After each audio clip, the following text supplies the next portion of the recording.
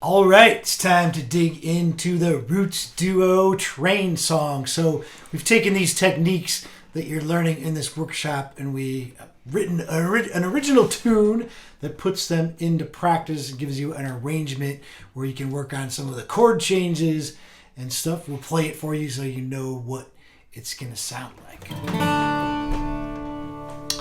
Here we go. 1, 2, 1, 2, 3.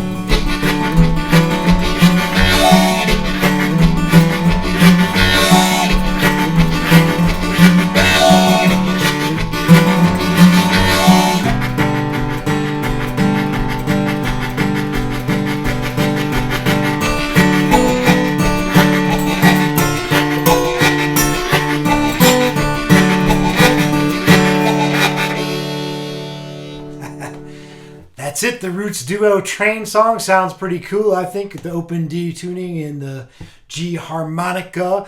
So the first guitar thing that we're going to do, and now you can find this in guitar-wise. I've written this all out all the way through. Joe still has some different patterns that he's working with that are going to go with the arrangement.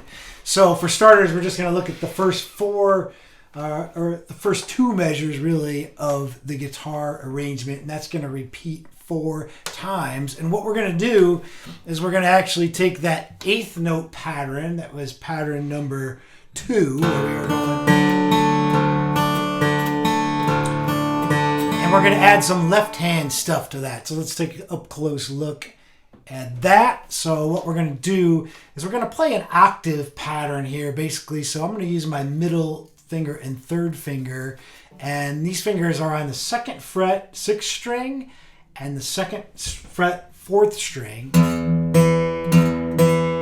Okay, so we're going to take that pattern and we're going to move it up. So we're going to go 2nd fret, 3rd fret, 4th fret. We're going to start on the open. So this is just the thumb part. So we're going to open to the 4th string,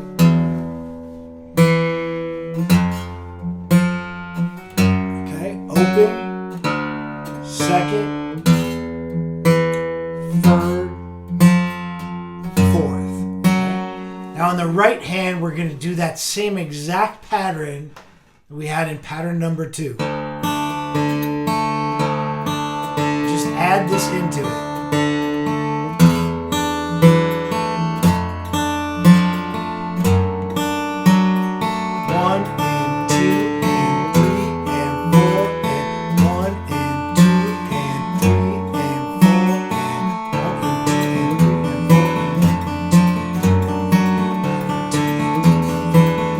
Very even.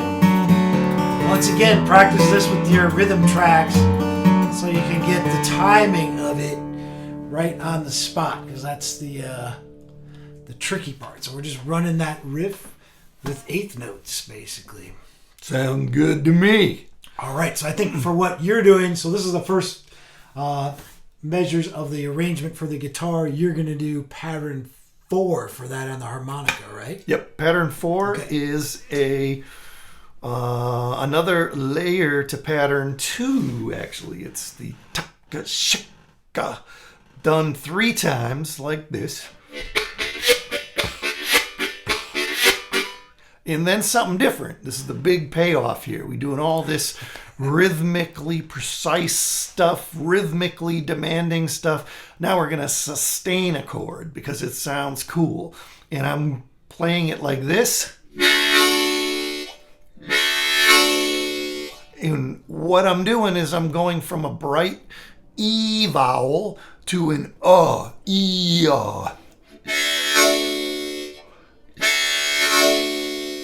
So the brighter you can make it and the darker you can make it, the better it's going to sound. That's actually, like, more than anything, I learned that idea, that concept from Sonny Terry.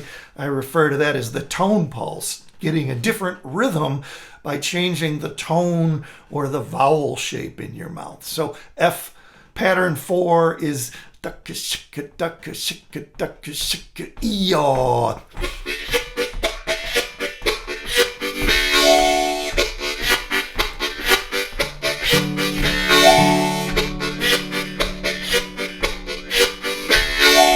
a second. You said you only had to count to 2 to do this workshop, but this is a 4-beat pattern. Well, actually, you got to count to 3 because you got to do that one thing 3 times, and then the new E chord comes in.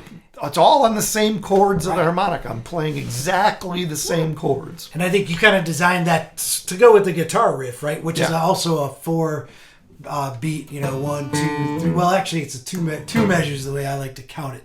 But let's try. Should we try it together? Yeah. Okay, here we go. 1, 2, 3, 4. 1,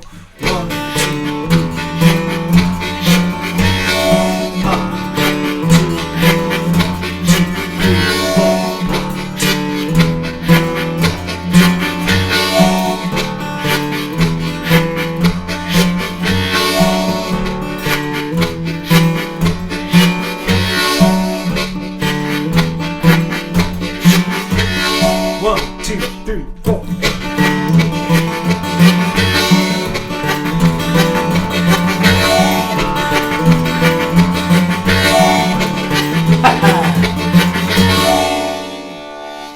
I like that because I feel like it gets that roll. It feels like the train is rolling along a little bit with the bass pattern and that harp there. I like that. Yep. And one thing you have to be aware of, now all of a sudden the breathing has become a little bit more complicated because you may want to play an exhaling chord there, but it's not time for an exhaling chord. It's an inhaling. So that means when you play that, at that moment, you're pretty full on up with air. So during those 3 taka-shika, taka-shika, taka-shika, you have to be releasing air. So that moment that you're going to play the big E chord, you need to be in your lower range of breathing. Otherwise, you're going to be fighting with all that extra air that you're holding on to. So be aware. That's what on the PDF it says NP. That means you should probably be dumping air out of your nose, out of your nostrils on that exhale chord.